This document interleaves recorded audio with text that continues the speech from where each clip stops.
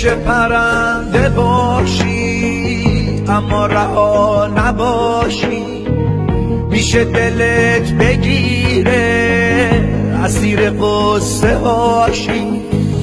حالا که آسمونه دنیای تازه ای نیست، اون وقت یه جا بشینی محو گذشته باشی.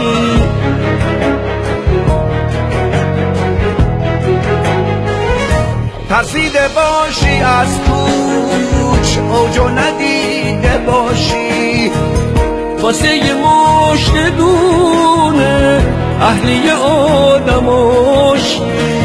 تو سایه ها بمونی درگیر سایه هاشی، مفهوم زندگی رو از یاد برده باشی.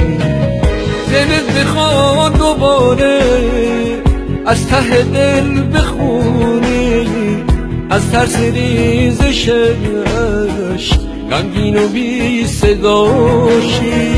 میشه پرنده باشی اما رها نباشی، میشه دلت بگیره اسیر قصه هاشی.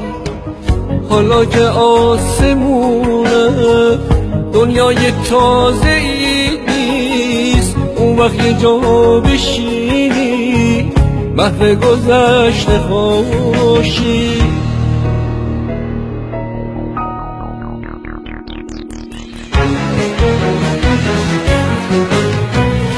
ترسیده باشی از کوچ اوجو ندیده باشی، واسه یه مشت دونه اهلی آدماشی.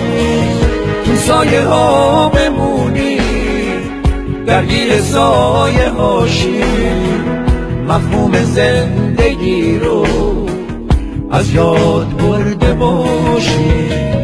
دلت بخواد دوباره از ته دل بخونی، از ترس ریزش عشق غمگین و بی صداشی.